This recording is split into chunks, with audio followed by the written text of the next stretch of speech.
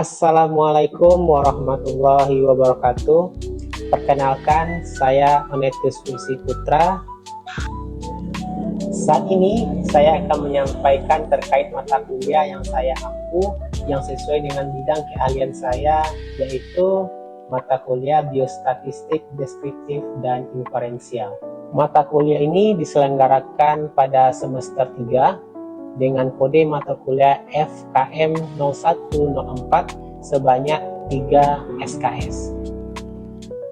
Mata kuliah ini diadakan selama 16 pertemuan dengan rincian 14 pertemuan tatap muka dan 2 pertemuan sebagai bahan evaluasi, yaitu berupa UTS dan UAS. Mata kuliah Biostatistik Deskriptif dan Inferensial membahas mengenai konsep dasar biostatistik, mengenai pemanfaatan biostatistik dalam bidang kesehatan, dan kita akan menerapkan bagaimana pemanfaatan statistik ini bukan hanya di bidang kesehatan tapi juga di dalam kehidupan.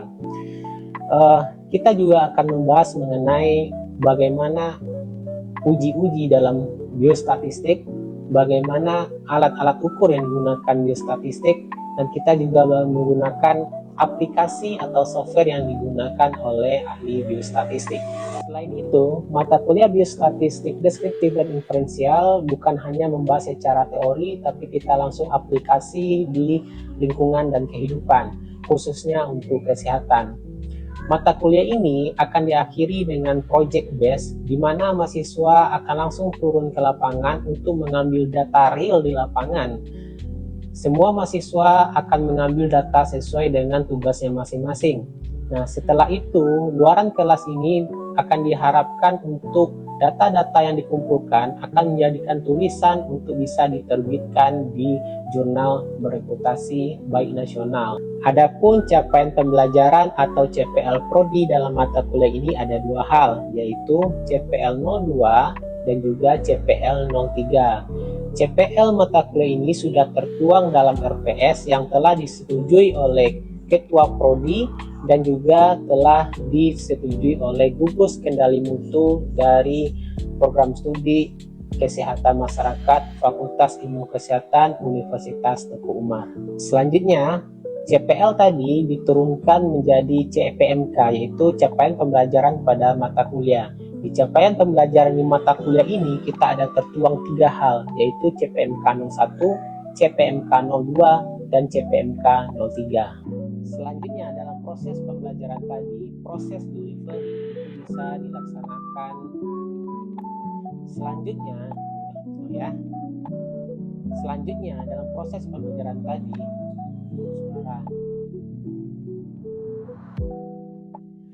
Selanjutnya, dalam proses pembelajaran tadi, baik delivery, itu bisa dilaksanakan. Selanjutnya, dalam proses pembelajaran tadi yang telah dijelaskan, materi RPS itu sudah tertuang dalam sistem e-learningnya Universitas Teguh Umar, yaitu pintu.ac.id.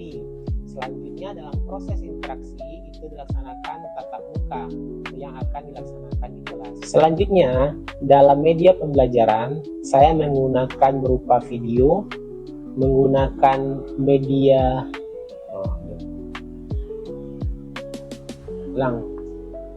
Selanjutnya, dalam media pembelajaran, saya menggunakan berupa video, menggunakan web, menggunakan kuis interaktif yang berupa dari Quizizz maupun Kahoot. Pada tatap muka, Selanjutnya pada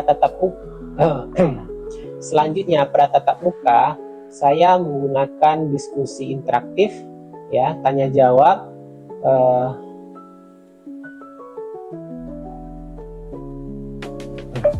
Selanjutnya pada pertemuan tatap muka kami menggunakan diskusi secara interaktif seperti menjelaskan materi, lalu dibuka dengan diskusi, lalu tanya jawab, dan juga akan menggunakan berupa case method untuk menyelesaikan beberapa permasalahan yang berkaitan relate langsung dengan baik di lingkungan maupun kesehatan.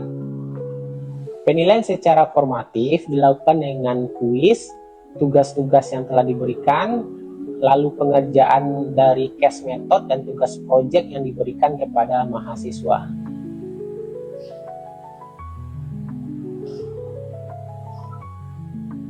Selanjutnya, dalam proses assessment, saya menggunakan dua hal.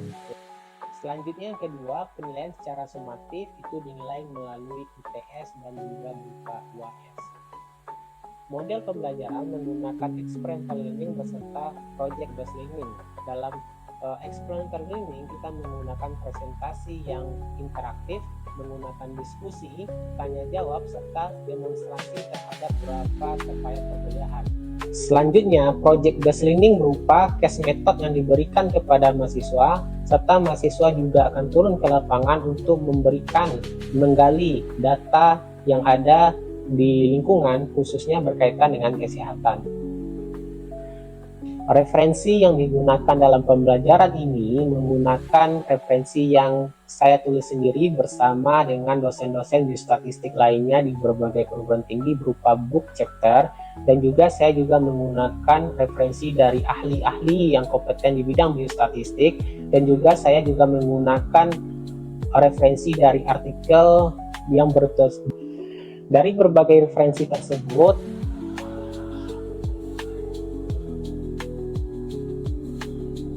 Dari berbagai referensi tersebut, kami berharap bahwa mahasiswa mampu mengembangkan dan selalu mengupdate informasi tentang materi biostatistik. Baik, berikut mari kita simak mengenai video pembelajaran untuk mata kuliah ini.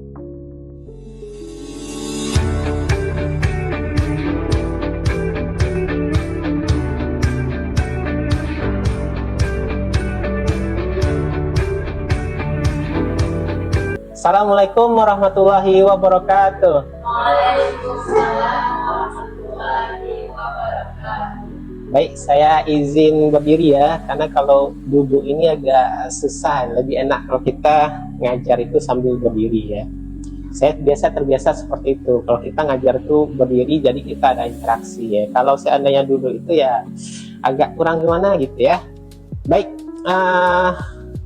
ini termasuk pertemuan kita yang kedua di kelas biostatistik ya. Di pertemuan pertama kita membahas tentang perkenalan serta penjelasan tentang mata kuliah dan sebagainya. Baik, sebelum kita memulai perkuliahan, saya izin absen terlebih dahulu ya. Untuk ambil absensi, saya akan cek komting pekan lalu. Erlina, ya, bagaimana kehadiran kita kelas kita hari ini? Oh, semua hadir ya? Semua hadir? Oke, baik, semuanya hadir ya. Oke. Baik, sebelum kita memulai perkuliahan, maka kita akan berdoa terlebih dahulu ya. Kita akan berdoa karena memang segala sesuatu itu ditentukan oleh niatnya. Walaupun niat kita ke kuliah ini misalnya mau main-main saja, mungkin yang dapatkan kita main-main. Kalau niat kita memang untuk ilmu, insya Allah akan diberikan ilmu yang bermanfaat. Maka sebelum kita mulai perkuliahan, mari kita berdoa. Kita mulai.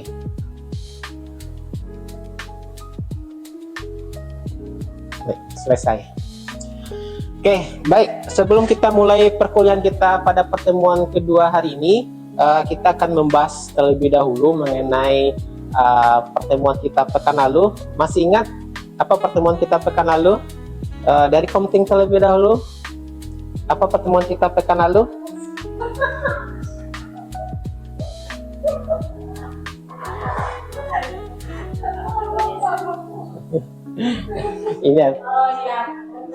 Ini ulang dulu. Oke. Komting, silakan pertemuan kita pekan lalu. Tentang kontrak perkuliahan, kemudian sistem penilaian dan mata kuliah. Oh iya. Ada yang tahu mengenai aturan-aturan kelas kita? Siapa? Ayo angkat tangan. Oke, minum baju coklat, silakan. Datang tepat waktu, oke.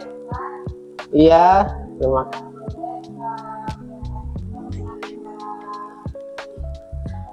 Oh ya. Oke, itu aturan kita. Ada lagi aturan yang lain? Silakan. Silakan. Oh ya, tidak boleh main HP. Ya, jangan main HP. Nanti ke saya dianggurin nanti kalau kalian main HP ya kan. Oke, yang lain. Siapa? Satu, ada tuh yang penting, harus bawa buku. Ya, siapa yang udah bawa buku hari ini? Saya lihat, saya lihat udah ada sebagian ya yang bawa buku ya. Kenapa kita penting bawa buku ini? Karena memang kalau kita lihat ya ranking dari Indonesia ya, untuk keadaan Indonesia ini, masyarakat Indonesia itu termasuk yang baca buku itu termasuk yang rendah ya.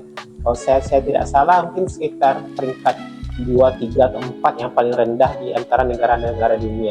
Maka kita mulai membiasakan apapun bukunya kita baca. Nah, khusus di kelas ini bawa buku tentang biostatistik. Apalagi zaman-zaman sekarang itu banyak sekali mahasiswa itu membawanya cukup di HP saja.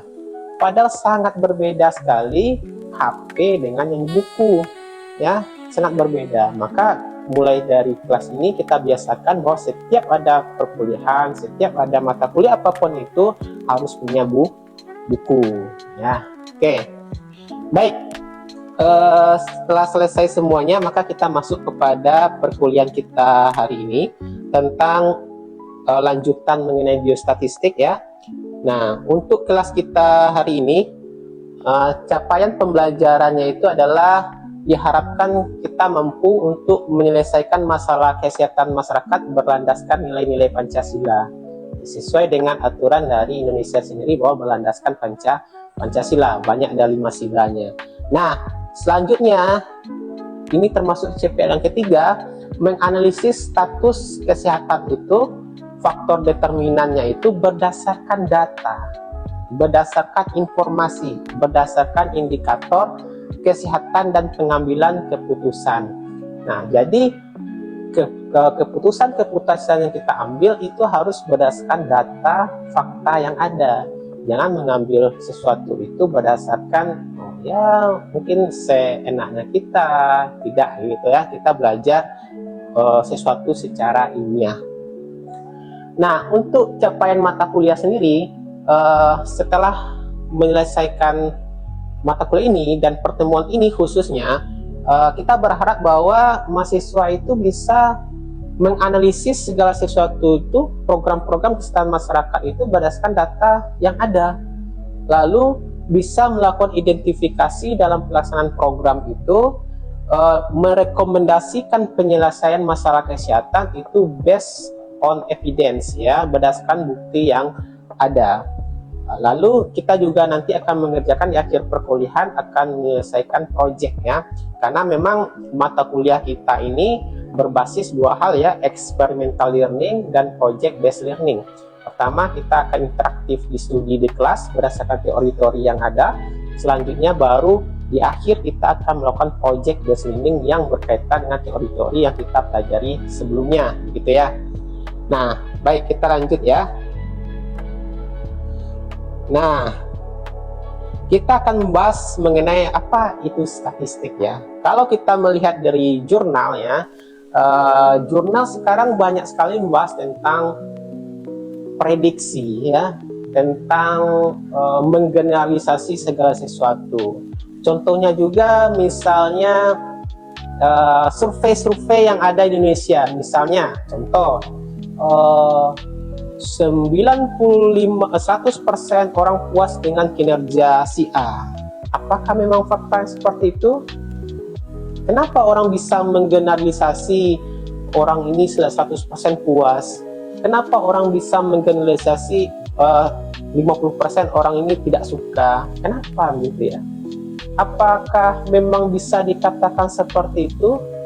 Contohnya lagi misalnya ketika kita pemilu gitu ya, ya ada, kalau kita lihat ada perhitungan secara quick count, ada perhitungan secara real count.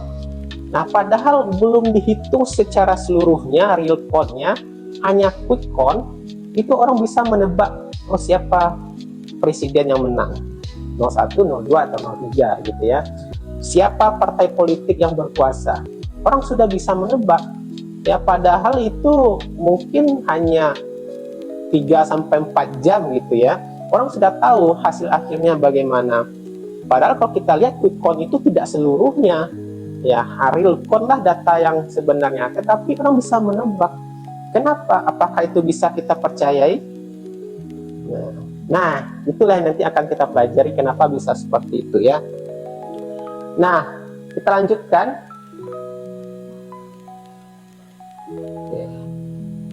Nah, ini adalah ketika COVID kemarin ya. Ketika COVID kemarin, banyak ahli-ahli mengatakan bahwa hampir seluruh dunia itu sudah ada terjangkit COVID. Atau dulu ada, kalau kita lihat ya, kalau kalian memperhatikan tentang isu-isu kesehatan waktu di zaman COVID sebelumnya, ada pakar mengatakan bahwa COVID itu tidak akan datang ke Indonesia karena ada ini. Padahal ahli-ahli dunia mungkin mengatakan bahwa COVID itu akan menyebar di beberapa negara, bahkan Indonesia pun masuk. Tapi kadang masyarakat tidak percaya ke hal itu, ya. Sehingga kita abai terhadap permasalahan itu. Ternyata faktanya ternyata bisa sampai kepada seluruh negara COVID. Lagi-lagi dari mana pembuktiannya? Lagi-lagi dari data. Para ahli ilmuwan itu mengatakan dari data-data yang didapatkan bahwa COVID akan kejadiannya seperti ini, akan menyebarnya seperti ini, negara-negara terkena akan begini. Ternyata terjadi seperti itu. Apakah mereka dukun atau mereka orang pintar? Tidak, tapi mereka meriset berdasarkan data, lagi dengan data. Sebegitu pentingnya data ya. Nah, baik, kita lanjutkan. Maka dari hal tersebut maka kita dapat menyimpulkan bahwa statistik itu adalah kegiatan kita mengumpulkan, mengorganisasikan, menganalisis, menginterpretasi, bahkan kita bisa menggeneralisasi permasalahan-permasalahan yang ada ya, tergantung konteks apa yang kita teliti. Nah baik, selanjutnya kita akan bertanya. Nah, biasanya mungkin siapa yang abang yang paling ganteng di kelas kita ya? Ya, karena kalau kita yang kesehatan masyarakat ya, bagi adik-adik mahasiswa semua, memang dari dulu sampai sekarang ya, kesehatan itu sangat jarang laki-laki. Perempuannya banyak, kalau laki-laki jarang.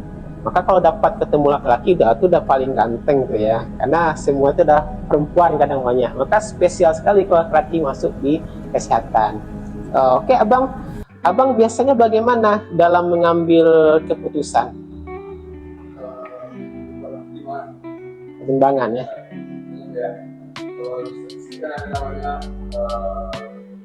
Ada dua pilihan. Mana yang bagus. Oke, baik. Ya, berarti bagi pertimbangan. Nah, kalau pertimbangannya bagaimana? Biasanya kalau mana yang lebih di agama ada namanya yang baik dan yang terbaik. Oh iya, oke, berarti pertimbangan gitu ya. Oke, kita lanjutkan. Siapa lagi yang perempuan nih? Yang perempuan, jangan sampai kalah ya. Kalau biasa mengambil keputusan menggunakan apa? Menggunakan data. Wah, luar biasa ya, karena kita kayaknya yang kakak baju merah ini udah sangat cerdas ya, tahu arah pembicaraan kita. Dari tadi mungkin saya membicarakan tentang data-data, akhirnya kakak ini ngeh sekali dengan data. Mungkin ada lagi selain data? Gak apa-apa, selain yang biasa kita gunakan sehari-hari saja. Yang kita gunakan sehari-hari biasanya menggunakan apa? Misalnya ibu pergi ke pasar, mau masak apa ya, memutuskannya apa ya. Nah, biasa dengan apa tuh memutuskan itu? Di kehidupan sehari-hari saja. Silakan. Dengan ya, diskusinya bahan pertimbangannya apa? Ada orang apakah dengan feeling? Nah, kan banyak orang sekarang dengan feeling. Ya, sering dengan feeling. Biasanya perempuan nih yang banyak tentang feeling ya. Ya, perempuan itu memutuskan sesuatu dengan feeling, dengan perasaan. Karena perempuan lebih 9 itu adalah dengan feeling, satunya itu dengan akal gitu ya. Nah, kalau laki-laki 9-nya akal, satunya feeling, biasanya begitu ya. Nah, sering dengan akal atau sering dengan feeling? Sering ya. Nah, ya memang benar, untuk pengambilan keputusan itu sebenarnya ada 3 hal ya. Ada 3 hal yang kita pelajari. Yang sebenarnya paling rendah itu dalam mengambil kebijakan itu adalah dengan feeling, intuisi. Ya, dengan intuisi. Yang kedua itu dengan pengalaman. Yang ketiga itu baru dengan data, fakta, bukti empiris yang ada. Kenapa seperti itu? Karena kita tidak dapat kita pungkiri bahwa kita sebagai manusia itu ada makhluk yang punya rasa gitu ya, punya empati, maka kebanyakan kita memutuskan segala sesuatu dengan feeling, dengan intuisi, dengan perasaan. Tapi itu merupakan ibaratnya itu selemah-lemahnya iman lah, ya baru pakai intuisi ya, selemah-lemahnya iman. Tapi kalau kita naik lebih tingkat lagi, maka kita bisa memutuskan segala sesuatu itu dengan pengalaman, ya, dengan pengalaman. Makanya peribahasa mengatakan pengalaman itu adalah guru terbaik. Nah, dari pengalaman A, B, C, D, oh saya akan memutuskan seperti ini. Sebenarnya ada satu lagi tuh, bukan hanya pengalaman kita, tapi pengalaman orang lain pun menjadi guru terbaik. Maka kita sering membaca Sirah Nabawi gitu ya, kita membaca dengar kisah-kisah orang hebat, bagaimana itu adalah guru terbaik. Jadi kita itu tidak harus merasakan sesuatu itu untuk memutuskan. Kita bisa melihat, minta pendapat orang lain. Makanya kita sebagai anak-anak muda ya, kalian sebagai anak muda, kalau mempertimbangkan sesuatu itu pasti juga minta pendapat orang tua gitu kan.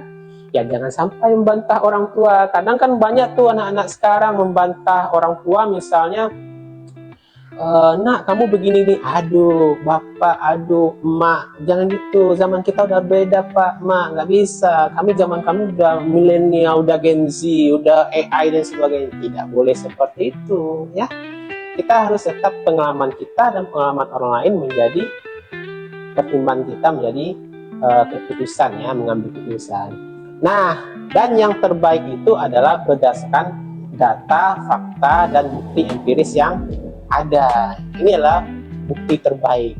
Tapi masalahnya ya, manusia kita ya, dengan disodorkan dengan data fakta yang ada, ternyata kita masih tetap nih memilih perasaan, ya kan? Kita bisa memilih empati. Ya, perasaan kita dikalahkan oleh data itu dikalahkan oleh perasaan kita. Contoh misalnya ya, kita sebagai apalagi nih anak yang muda ya, mahasiswa yang masih darah mudanya membara, apalagi sekarang ada anak-anak sekarang lagi hubungan asmara ibaratnya seperti itu ya.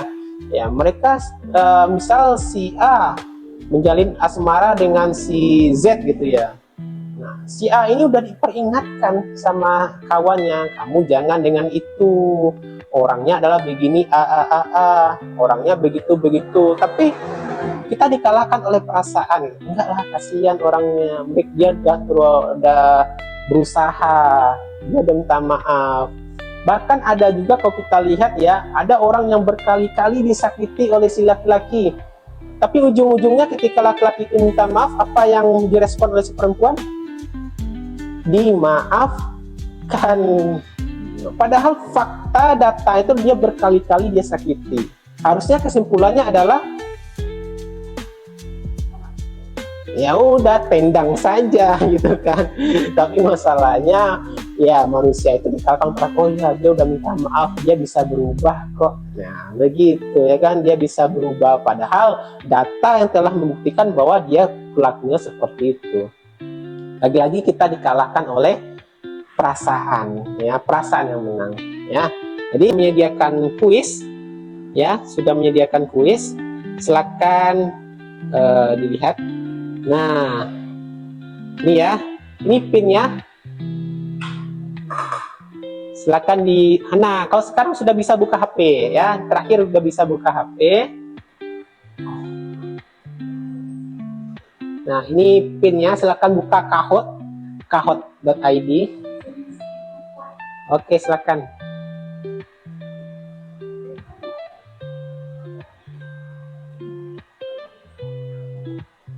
Sudah bergabung? Yang baru bergabung belum ada ya.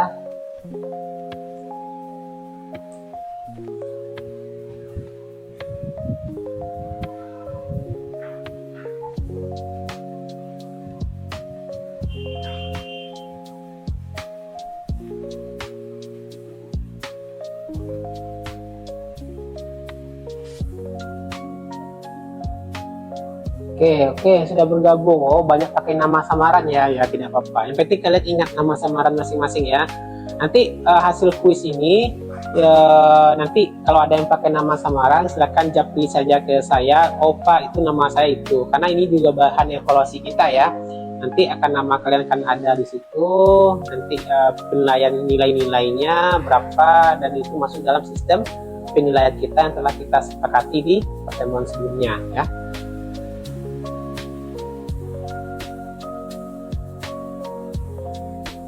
Oke, baru lain silakan bergabung.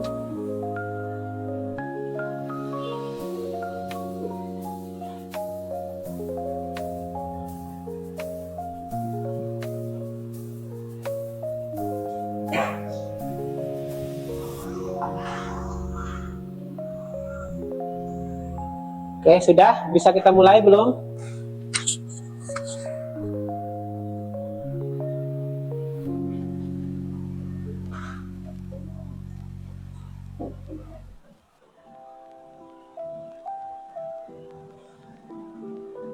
Ya, kita tunggu ya. Kita tunggu ya.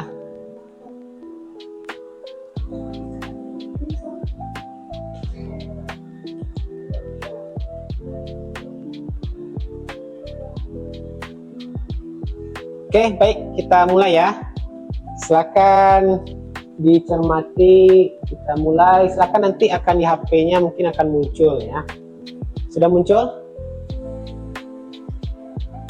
Nah, ini jawabannya apa? Silahkan dipilih. Waktunya cuma 10 detik. Pengambilan keputusan terbaik melalui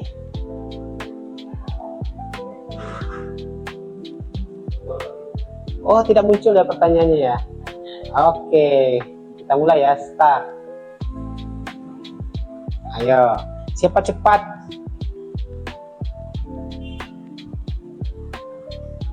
Ya, 2, 1. Wah, yang nomor 5. Oke, kata semua benar ya. Next, kita lanjutkan. Pertanyaan kedua.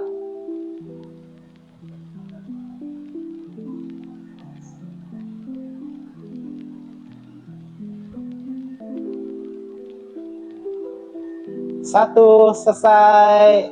Wah, ada yang keliru ya, 2. Oke, nggak apa-apa. Kita lanjutkan. Pertanyaan ketiga. Data tersier.